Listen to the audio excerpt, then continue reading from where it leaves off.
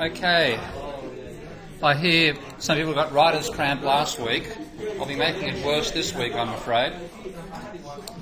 Well, let's see how we go. Yeah. I do upload the lectures to Study Space. I know there's not much on Study Space right now, but I did put up today a 3-volume set of readings on history of economic thought that I used in a previous course. Basically, part of the reason I'm doing so slow and using Study Space, it is incredibly cumbersome to put anything up there whatsoever. And I've got to put it in 2 locations for both applied, becoming an economist, becoming an applied economist. So it just take me ages, I'm afraid, to go through the laborious process of uploading each document. So what I've done is put up 3-volume set of readings going right from back in the time of Deuteronomy and Aristotle through to about 15 years ago. So that's if you want to get a really detailed coverage of history of economic thought, which is part of what I'm talking about here, you can get that there. And in the next couple of weeks, when I'm going to Malaysia tonight, so I'll be giving a keynote speech there at a conference on Wednesday. So when I get over that, plus running a workshop there, I hopefully get the time to put some content into Study Space. Well, let's get back to the topic here. And what I'm trying to give you a perspective on is the economics has one dominant philosophy, which I spoke about last week, but every economist will start from a particular question that they pose that is the way they orient their thinking about the economy. And the neoclassical one is the dominant one, but it's by far from the only one. As you saw last week, there are lots of problems with it as well. There are problems with every school, but each of them they talk past each other.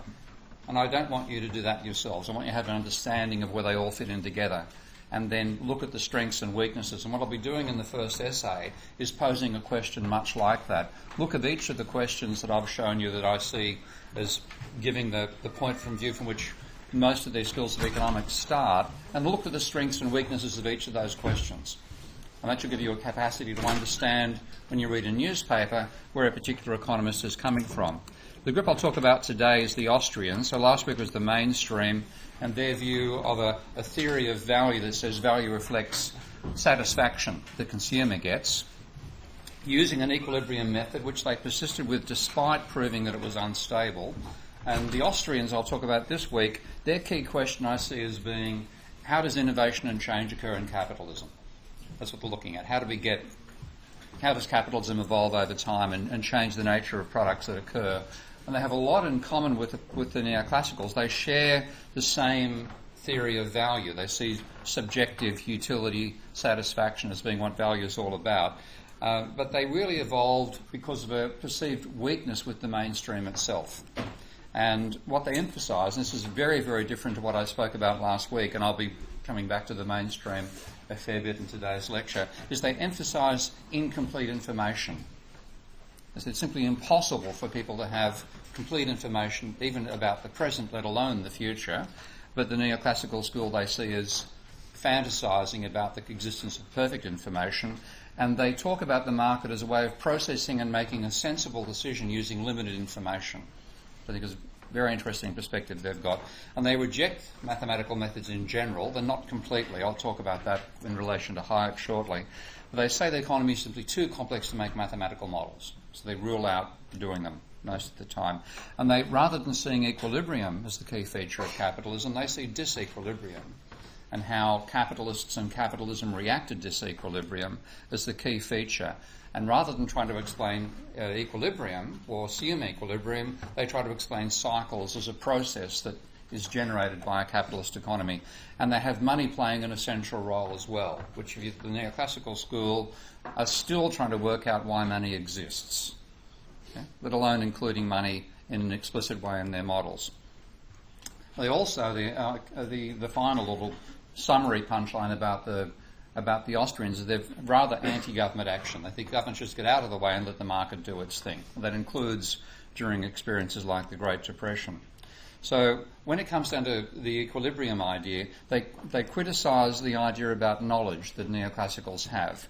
And they say that to hang on to this equilibrium concept, they have to have absolutely absurd notions about the level of knowledge that either individuals have or that the market can bring together collectively. And I think this is the only way I can describe the way that the higher echelons of the neoclassical theory describe knowledge as simply insane.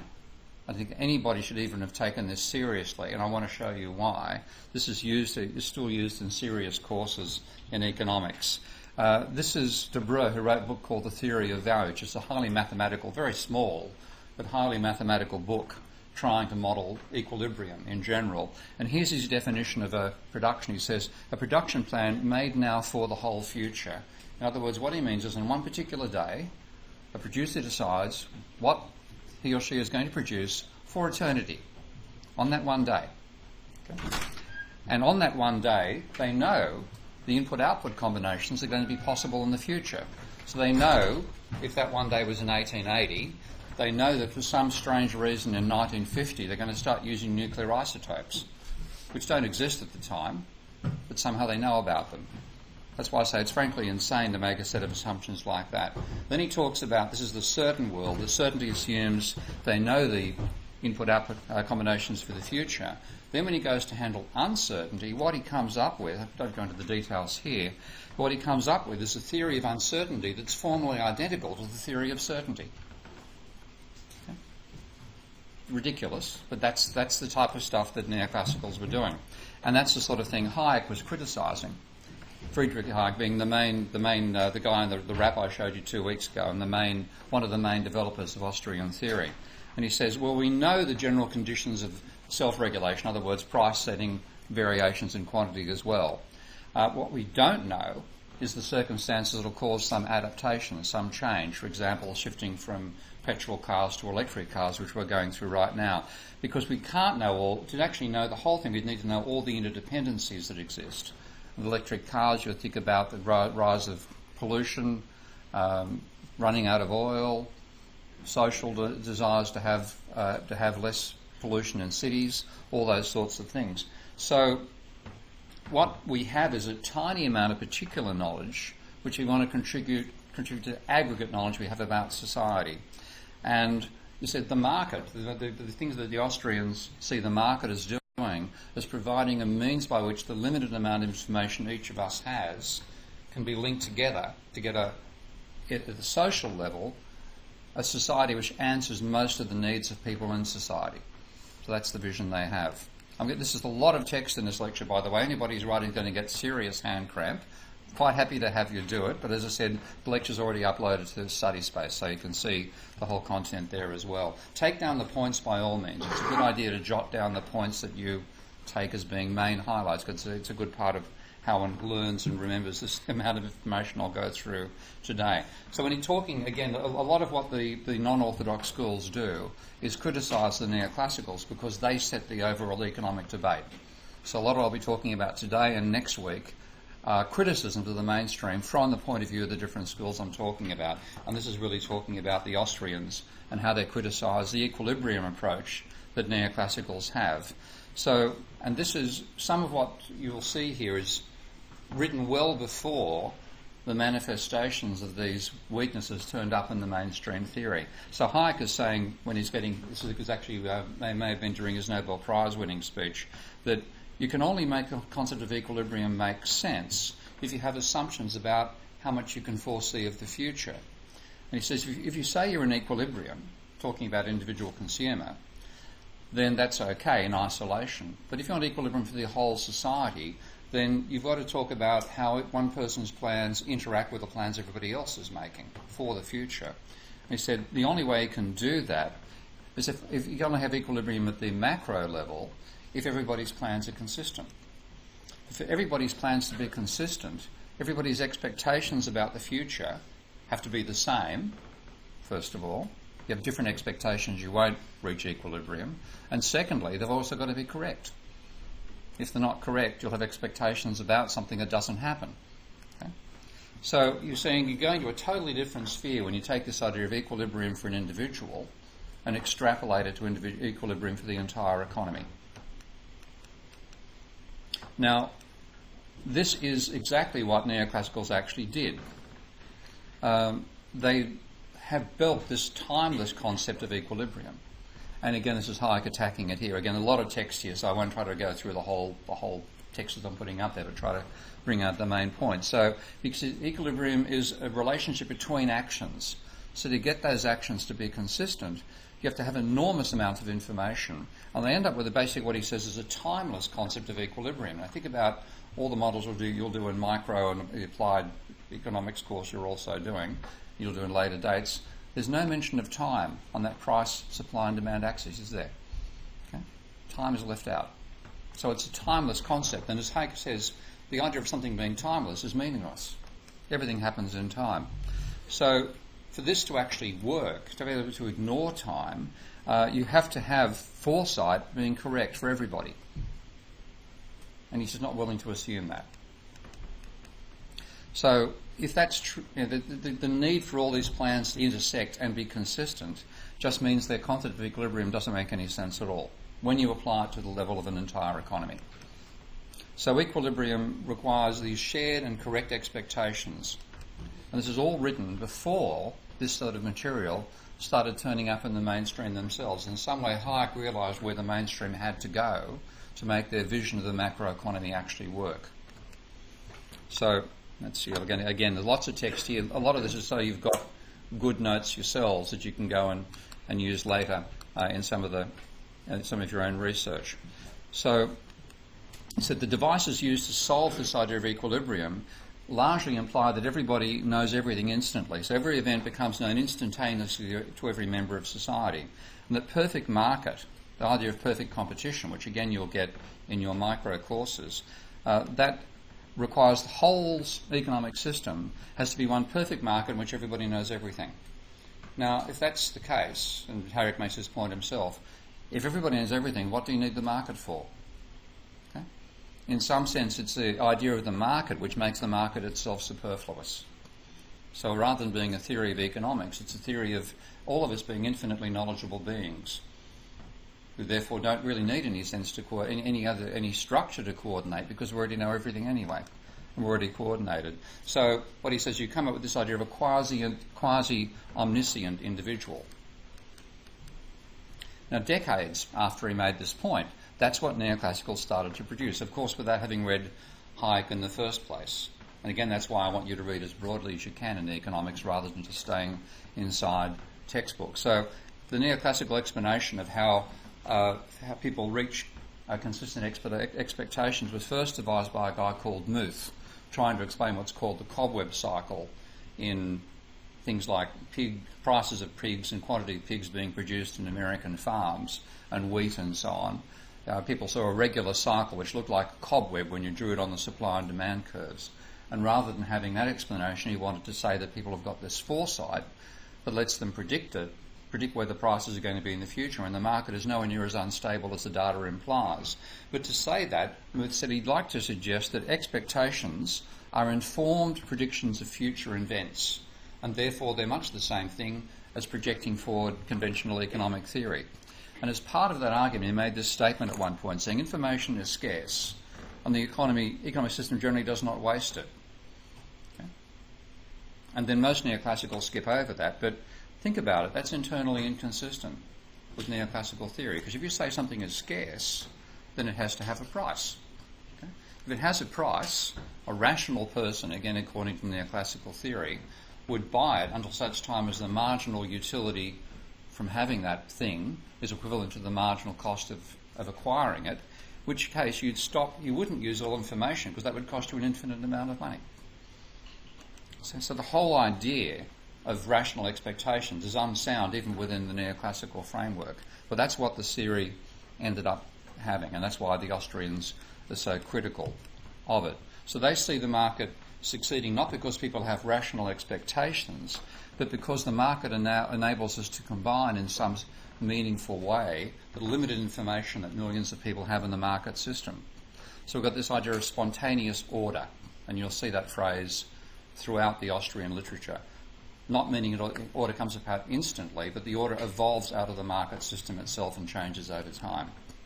So, and this makes them a critic of central planning as well, saying to have central planning, again, imagine some person can have knowledge of how the entire economy operates, which just doesn't happen. So what prices, but they say generally speaking, if we look at the price system, again, inducing out of what they see in capitalism in general, they say that something like this form of coordination appears to happen Therefore, there must be something in the market mechanism that enables all this limited information to come together to something relatively meaningful for the entire economy. So people possess bits of information and the market helps coordinate that, not perfectly, but better than you could attempt to do by central planning. And to say it does it perfectly, you've got to assume we've all got infinite wisdom, which simply doesn't actually exist. Now, despite this, obviously they're criticising the idea of the market being perfect. They're criticising the notion that it's in equilibrium at all times. But they still tend to think it gets near equilibrium. So if you take a look at the literature, they still, even though they say, well, if you draw the supply and demand curves, we're not going to be at the point of intersection, and it's the gap between where we are and the point of intersection that gives you an opportunity to innovate something new. But despite that, they tend to think that equilibrium is still stable. Okay? So they're still fitting partly inside this equilibrium concept, even though they're criticising at the same time. Now, is it realistic? They say the prices tend to correspond to costs. But to do that, you've got to know what costs are. And they don't really explain that at all. They still fit with the whole idea of marginal cost, and I'll show how that's partly wrong next week. But it's still, what they're providing is a realistic criticism of certainly the neoclassical concept of knowledge, but also the model that they have of how competition actually applies. And if you think about the model of perfect competition, which you're presumably getting right now in micro, is that right? Getting perfect competition? And you're not sure? Pardon? Maybe this week. It'll probably turn up. But do learn it. I mean, it's important to learn this stuff. If you find yourself thinking this isn't realistic when you're learning something, still learn it, because it's the way some economists think. Okay? So even if it does make you think, ugh, which I certainly started to react to, you have to know how they think, A, to pass exams, and B, to understand what they're saying. And it's worthwhile to do both. Now, if you're thinking about perfect competition, it says there's a homogeneous product which is offered by a huge number of sellers and demanded by a huge number of consumers, none of whom think they can affect price. Okay? And there's free entry into the market. There's no restraints on prices and resources, and everybody's got complete knowledge. That's the basic picture of perfect competition. Now, Hayek says, well, if you have all that, what we call competition wouldn't actually exist. For example, think about telephones, particularly with Samsung. Has anybody been on a plane recently? The Samsung announcement came over? Yeah, the Samsung 7. Well, if Samsung 7 can actually spontaneously explode, and the main danger is if you haven't, like if I drop this as an apple, but if you drop a Samsung down a seat, yeah, it's spontaneously exploding right now. So they're saying don't let them on planes. Okay. So I don't think they're homogeneous in that sense. One blows up and the other doesn't. So they're different devices. They're the same market, the same function, but they're different devices. How about cars? Ford and Ferrari, Toyota and Tesla. Are they the same? No. Okay, they provide the same service, but very, very different vehicles. And do they compete on price? Okay, so all those notions but they compete, don't they? Okay, so the definition of competition the neoclassicals have is very limited and very unrealistic. So when you look at most markets, you find that most products are not homogeneous. There's dramatic variation in each of the markets you're looking at, and non-price competition is the rule. Okay? Not the exception. So they have an evolutionary notion of competition. They say that it isn't a case about getting everything for marginal revenue equal to marginal cost. It's mainly satisfying different sets of needs in different segments of a market. So I imagine Donald Trump wouldn't look at the same cars you and I look at. Okay. Though maybe he will have to after the most recent election results. So you've got to. I love this expression here. The solution of the economic problem of society is, in this respect, always a voyage of exploration into the unknown. It's a very, very different picture to how the neoclassicals think, and trying to find new and better ways of doing what we've done before. So what we have is an adaptive process, and that makes them very much consistent with evolutionary thinking. So we have differentiated products competing largely by adaptation of those products over time rather than by price. So what you have is an evolution of the product and an evolution of consumer demand. Imagine if you took one of these things back 10 years to show somebody what a phone is like, okay? Equally, imagine somebody using a phone that's 10 years old now. Okay? It doesn't happen. So what we see is an evolutionary and time-dependent process of competition, not the static stuff that the neoclassicals work with. Now, they're also seen as being anti-mathematical, but I want to make a strong, important point here. Then Hayek himself, there are other Austrians who aren't totally anti-mathematics, but Hayek himself was not anti-mathematics per se. He simply said mathematics was inappropriate, or the type of mathematics he was aware of. So he said he doesn't want to give the impression of being rejecting mathematical method in general. Okay? He said, but the great advantage is mathematics lets you write things down in a strictly symbolic and accurate way. But of course, to write those things down, you have to constrain yourself. So even in the models that I build, when I talk about price, I'm talking about an index of prices for everything in the economy, which is not the sort of price that Hayek's talking about. So a lot of the knowledge we have comes out of mathematics, but his main point is that you can't apply mathematics to what he calls a complex system. And this is an interesting way in which he was both ahead of science in general, but also slightly wrong about where it went to. Because his attitude about a complex system was to say the economy is complex because it has so many components. Okay? And it's just too complicated to write an equation down that's going to include all those components. That's why he says it's organised complexity. Things happen, okay, in what can appear from some perspectives to be a mechanical way, but they're not mechanical. They can't be reduced to that because it's too complicated. So, and he's saying also that it's mainly in the physical sciences there isn't complexity, but in the social sciences there is. Now, he says, therefore, you can't use mathematics because of the nature of the social sciences. And he was both right and wrong on all this stuff. And this gets slightly complicated, but I'll try to make it visual for you. He's right, the economy is a complex system in terms of how it's technically defined these days by what's called complexity analysis. It meets the definition. But he's also right that complexity comes from how components are linked together. But he was wrong to think it's just in the social sciences. It was first identified in the physical sciences. And it's wrong to think that it comes from models with many, many parts. Because the very first model that we used to find complexity was a model with 3 parts and 3 parameters to it. So 3 variables and 3 parameters. Incredibly simple. So what you got out of that incredibly simple was complex behaviour. And that was first discovered in weather systems. You've all heard of the butterfly effect? I'll show you a butterfly effect turning up in a moment. So what happened there was meteorologists used to use a combination of pattern matching. So if they saw a particular sequence of 13 degrees one day and windy and 17 and calm the next, then the third one after that they thought might occur in the historical record, that might turn up for the next day's forecast. But they also had linear models where they'd be making equations about water, the temperature of the air, the humidity, the wind speed, etc., and then using that to forecast what's likely to happen if those trends go forward in a linear way. And they're a bit like the models that Hayek was criticising of the economy. The economy models that Hayek attacks here are mainly ones which are linear. But Lorenz, who was a mathematician as well as a meteorologist, said that the main factors that occur in the weather system are non-linear, the way in which they interact with each other. If you have what a linear model simply means is that the interaction of one variable with another is additive. Okay? Add or subtract. Okay? What a non-linear model means, they can be other types of relations like multiplying together or dividing. That's all it amounts to. Now, Lorenz built a very simple non-linear model, and that's the entire model.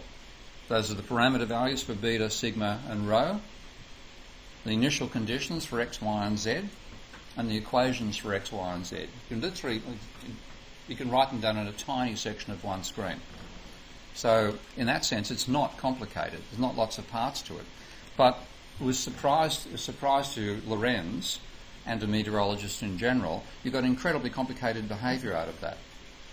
So it's not a model with lots and lots of parts, but it does generate complicated behaviour, and I want to show you why. In equilibrium, you can't see much happening there, can you? It's a flat horizontal line. That's equilibrium, okay, in the Lorenz model, which is pretty boring. Out of equilibrium, that's what it looks like. and I hope my software works here because I've had a couple of bugs in the software recently. But the interactions arrive out of the complexity arrives out of the interactions, but it doesn't require a complicated model.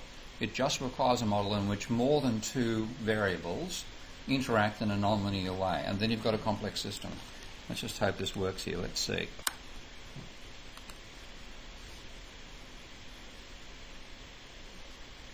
Okay, so there's the system, and I'll show you the equations are over here.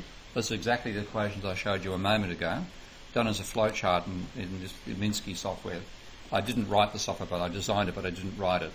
Now, if I simulate this model in equilibrium, then you just get three horizontal lines. Okay? And this chart here is graphing y against x. This is graphing x against z. Ain't nothing happening. Now, if I simply pause it for a second and give it one little shock, and this is where I hope we don't have a crash here. Let's see. Okay. Now you start getting this sort of behaviour.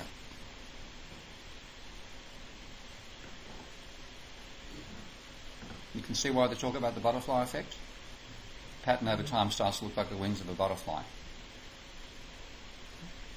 So that's an incredibly simple model, just three components and three parameter values. I'm not changing anything in the parameters. There's no shocks coming in from the outside. It's all its own internal dynamics.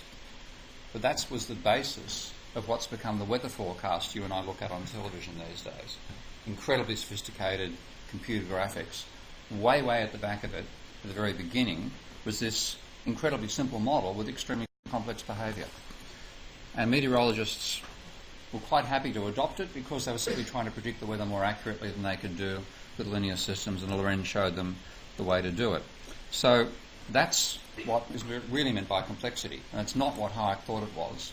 But Hayek's supporters have continued believing in that sense that complexity means lots of parts and you can't write the whole system down. So they're not right on the rejection of those methods. And I think Hayek might have embraced them, maybe, if he'd actually seen what could be done with those techniques at a later stage. But we never know. He didn't live long enough to find out. So if you look at Hayek and the Austrians, they have a tendency to still believe the economy is going to reach equilibrium. If there weren't any innovations taking place, then it would reach equilibrium, and that it would be stable. Now, we know those are both false. One of the advantages of the Neoclassicals writing down the equations for a multi-market system very carefully is that they proved it wasn't stable, which should have been the basis of an advance of building non-equilibrium models of those dynamics, which would have been a good thing. They didn't do it, which is a pity. But what the Austrians say, well, that's the general tendency. Without the innovation, you'll converge to equilibrium. And they're wrong on that. What they're interesting about, though, is they say, well, innovation does occur, so that's going to disturb equilibrium. And that is what they saw as the main strength of capitalism. Because for other social systems, either they suppressed innovation or innovation would disturb them and mean things didn't work properly. Now, the best exponent of this argument wasn't Hayek. It was another Austrian called Joseph Schumpeter.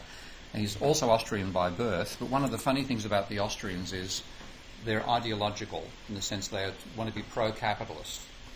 And amongst many other things, Schumpeter wrote a book called Capitalism, Socialism and Democracy, in which he argued that capitalism would give way to socialism. Didn't make him very popular with the Austrians. That wasn't a very good book, in my opinion, either, by the way. The book that I regard as best famous is one called Developed... was it? No, I've forgotten its exact title.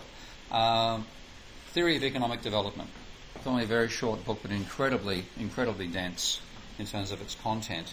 And the only book I've ever read by an economist which is entirely verbal and where he doesn't make what you can call a logical error. His logic works all the way through, which is quite a remarkable thing to do. So he I see as the real father of evolutionary economics. There's another economist who preceded him called Veblen, and Veblen spoke about evolution but never really produced a positive theory of an evolutionary cycle in capitalism. Schumpeter did do that. Now, the Austrians reject him because of that. He wasn't anti-government as much as they were, and he wasn't as pro-capitalist as they are, so they tend to reject him. If you talk to an Austrian and say Schumpeter's an Austrian, they'll laugh at you. I think you're right, and they're wrong. But his methods do fit with Hayek. He does talk about disequilibrium. He does talk about the way that an entrepreneur behaves. I think it's got a very useful and very rich picture of capitalism. Now again, a bit like Hayek, he accepted that neoclassicals would be right if there was no innovation. So he thought general equilibrium described the state of an unchanging economy. But then he said, what are profits? He said, well, profits are a surplus of income over costs. And in equilibrium, everything is going to be, receipts you're going to get are just going to precisely cover your costs. Because you sell everything at marginal cost, assuming rise in marginal cost. Wages equal the marginal product of labour in neoclassical theory. The return of capital equals the marginal product of capital, again. And if you multiply one by the other, you get zero profit, because what you're paying for everything as inputs completely exhausts the receipts you get. So he said in this particular circuit, if you're actually talking about profit, and neoclassicals will talk about what they call normal profit, which is where the rate of profit is equal to the rate of interest, and supernormal profits, which they think are a bad thing. So in some ways you could see Schumpeter talking about supernormal profits here. But he's saying entrepreneurs are in it for the profit. Okay? So, but if you have general equilibrium, there's no profit. So what's going on here? Well, he said profit comes out of taking advantage of a disequilibrium situation. So he sees profit arising from change. If you have a system which is in equilibrium, as the neoclassicals describe it, then it's a state of rest, given all the data we currently have about production and consumption. And it ignores the process of change that will get you to a new state of rest. But he says profit actually comes out of that movement. So therefore the conventional theory can't really understand profit. But profit's a central phenomenon in capitalism. So he says you have to have a discontinuous theory. You need a theory of discontinuous change, not one of smooth change, and not one of static either, but one in which change occurs in big chunks. And the way he put it here was to say that you have this idea of the neoclassical theory describing the tendency towards equilibrium or being in an equilibrium position. But the real interesting stuff in capitalism is where the data changes, and changes in fits and starts, discrete changes. Static analysis tells you what's going to happen given no change in the information, but it can't explain revolutions in production, it can't explain changes in tastes either. So it can only investigate one equilibrium or a new equilibrium after changes. It can't tell you what happens in the process between the two. Yeah? How does it work with natural monopolies and then with Same sort of thing, because natural monopolies are things like rail services going out, like the South West Rail. You've all got to put up with it come out here. You can't use Southeastern Rail to get here. That might mean they end up paid less, quite possibly. But then what it'll talk about is you can obviously come out here by car or bicycle or bus. And what you see happening, certainly in the expensive rail system in England, is lots of buses going between routes that should be served by trains but are too expensive. So the innovation comes outside that natural monopoly. Again, what's the product? See, when you think of like natural monopoly, you think, oh well, South Western has got a monopoly over the rail services out here, but it doesn't have monopoly over transportation out here. So in that sense, natural monopoly, he wouldn't agree there's such a thing. How does it work when there is a true monopoly? Pardon? Or how does it work when there is a true 100% monopoly patent in the drug? Well, I suppose one of the best, the sewerage system, is a pretty obvious natural monopoly. Yeah. Okay. So innovation is unlikely to occur. Okay. And in that particular case, I mean, when you look at how rails behaved in England, one of the major arguments for privatising it was this is going to be competitive behaviour and the market will do a better job than the government does. In fact, anybody here's been on the European rail system? How does it compare to the English?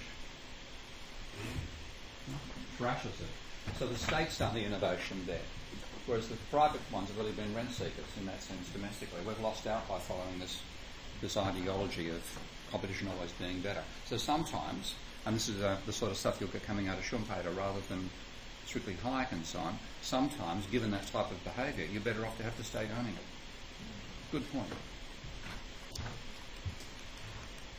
Now, what Schumpeter's looking at is where you do have competition that does make it possible to disturb somebody's monopoly. and move on. The best example, by the way, that I think of this is, recommend you, curious, this is an interesting one to look at. If you went back 30 years and asked people what's the world's major computer company, what would it have been, do you think? IBM, they're on, okay. What were its main competitors? Huh? They're gone, that's right. The nickname they had, they're known as the Bunch, and I still remember the acronym. None of the companies exist anymore. But it stands for Burroughs, Unisys, National Control Data, National Cash Register, Control Data, and Honeywell. What they all did was make clones of IBM mainframes which were cheaper, or maybe faster, or larger, or whatever else. And they all were beaten by companies called Compaq, and Microsoft, and tiny companies. Okay? So the innovation occurred completely outside the competitive structure. So this is a very common phenomenon. Again, that's not something you'll learn from studying supply and demand curves. But you will learn from looking at an evolutionary approach, and the Austrians, particularly Schumpeter, are useful there. So he's bringing in the idea of qualitative change. Now, again, that development in computers was a qualitative change. These things were nothing like mainframe computers. Anybody seen a mainframe? Okay. First mainframe I saw was in the Bank of New South Wales. I think I was 17 at a school, or 16 at a school excursion. And I went for a boys' school, but we were there at the same time as a girls' school. All the girls were told to remove their pantyhose if they were nylon, because the electric shock from the nylon would disturb the circuitry of the computers. Times have changed. So Schumpeter Schumpeter explained how change comes about in 5 different ways.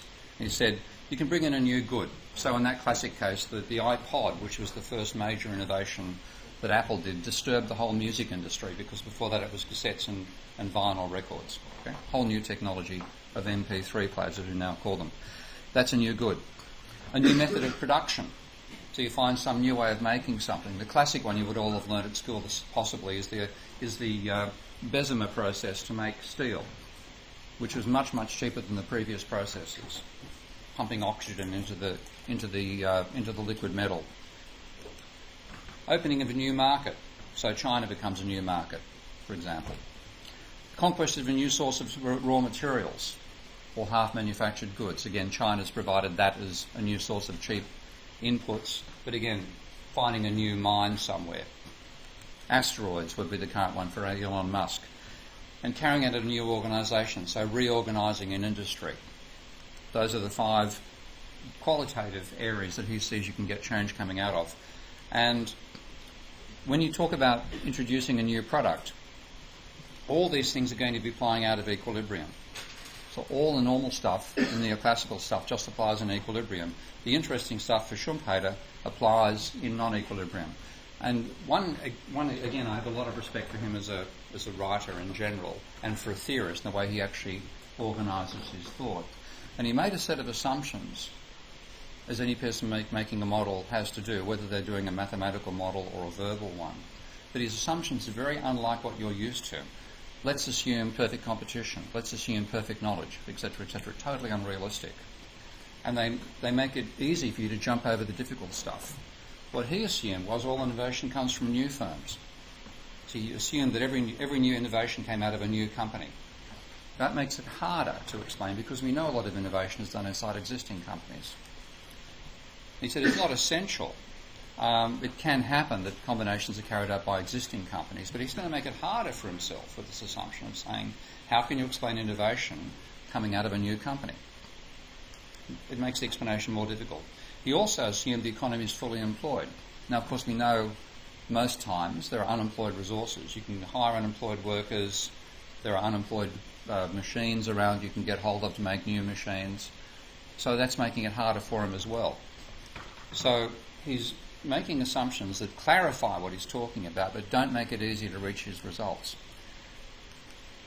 But he said, as a rule, he says, so we know there's existing firms innovate, we know there's unemployed resources, but to clarify the story, let's assume that everything's done by new firms and there are no unemployed resources. Okay? Making it harder, but clarifying what he's talking about in that case. He said the first stage is You have to have concepts and resources to put these ideas into effect. I'm actually building a new software package right now. Okay? I needed the concept. I had it for 25 years. I haven't had a chance to put it together. Over that time, I'm now doing it with a colleague. So the idea is one thing we have. And we have no retained earnings. That's true in my particular case. We're doing it from scratch. So we need credit. Well, we're trying to do without banks, but this is on a bigger scale. Imagine you have a new product you want to bring about. You need the money to put it into process. And, of course, this predates things like Indiegogo and Kickstarter. That's the first stage. You've got all these ideas. You don't have any retained earnings. You don't have any money. So the second stage is you've got to get money. He says, how do you get the money? You get it from capitalists. His vision of capitalists is fundamentally venture capitalists. Okay? So he's separating out the role of entrepreneurs from venture capitalists and saying the venture capitalist role is to provide the money, provide the cash. And he then says, when they get it, it's by the creation of purchasing power by banks. So he's saying a loan by the bank actually creates money. So it's not a case of taking people's savings and then reallocating them somewhere else. It's a bank creating money out of nothing. And that makes him very different to most Austrians too, by the way, because most Austrians don't actually understand money creation. Schumpeter really did. He got it right. And again, that's different to what you learn in the mainstream economics. So he says the banker is the capitalist par excellence. I wish that were true. Okay? I think he's got a very generous picture of the role of most bankers. It's more what venture capitalists do than actual banks do. Banks these days finance real estate speculation. They don't finance genuine innovation. He's talking about banks that lend to entrepreneurs. I wish they existed. So what he sees happening is the entrepreneur, the banker, creates purchasing power. And that plays an essential role in his theory. And that's very, very different to the idea that neoclassicals will give you that money is just a bail over barter. From their point of view, money does nothing creative. Money just enables people to barter. But if you think about that vision, that's talking about existing products. Okay? You can only barter what you know exists. How can you barter for something when it's a brand new product? Imagine what the barter price would be of an iPhone in 2005. Okay? It's a crazy concept. And what he's talking about is these new ideas coming about. So money plays this essential role of creating spending power for entrepreneurs. And the third stage is, having lent to entrepreneurs, they've now got money, they can now buy resources, but they have to buy those resources from existing firms or hire workers away from existing firms, which means they're going to pay higher wages. So they're going to cause the price level to rise. They're going to bid away workers from other firms. They're going to be taking resources by buying them away from other firms as well. And this is not management. This is a very important point. I find it tedious the extent to which management's taken over the world these days. But he says entrepreneurship is not management. He says managers, if you think about managers in the static theory, they're just people who keep the current wheels of industry turning over. They're like people walking down a road. I've got this example coming up shortly. He says management is like walking down a road. Entrepreneurship is like building the road in the first place. Okay? Very different processes, very different ideas. So to him, the entrepreneur is, which the way that neoclassicals talk about it, they're really talking about a manager. And the manager doesn't bring anything new. They simply keep the current system turning over, or that's what they think they do anyway. So entrepreneurship is coming up with something entirely new. And it's a very, very different vision of a profit-maximising manager of a firm. So if you look in the textbooks, you'll see things like this. This is a standard managerial economics textbook, the sort of thing they use in MBA classes to teach economics. You say a manager must answer two questions: produce as long as the market price is greater than minimum cost, and produce at the output where marginal revenue equals marginal cost. That's what they see as being a manager. Now, Schumpeter says you simply can't do that, okay, as you're an entrepreneur. There's nothing marginal about what you're doing. You're causing a jump. Don't call it a quantum jump, by the way, a quantum leap, because quantum leap is the tiniest distance you can possibly move. Okay? Was it 10 to the minus 27 or something like millimetres? He says carrying out a new plan and acting according to a customary one are as different as making a road and walking along it. Okay? So very, very different to what we call management in general. And you don't know what the impact is going to be of what you bring about. what you invent may fail. Okay? So you can't be working out net present values and things like that. Net present values presume an income stream that's going to turn up and you simply discount with the interest rate. That can only happen out of existing processes. So you make some sort of guess as to what's going to happen. I'm sure Steve Jobs thought he'd take over the world with MP3 players, and he was right. Other people may have tried the same thing and failed. So you're guessing. You can't make those calculations. You could actually end up failing. And you would see a lot of debate in the media these days about Elon Musk and electric cars and everything else he's doing. Is he going to succeed or fail? Okay? And it's a valid speculation, because some of the best computer companies I've seen have failed, and some of the worst have continued on. So what he's talking here is a bit like what Keynes talks about as animal spirits. You can't make a rational calculation about these things. You must have a belief about the future, which can be wrong. So it's not at all like rational behaviour. So he said once you've got a concept which is backed by credit and you've carried it out, you've made the products, then you start getting a cyclical economic process. And I might take a little break there and give you guys a chance to think for about 10 minutes. Come back. We'll keep on going from there.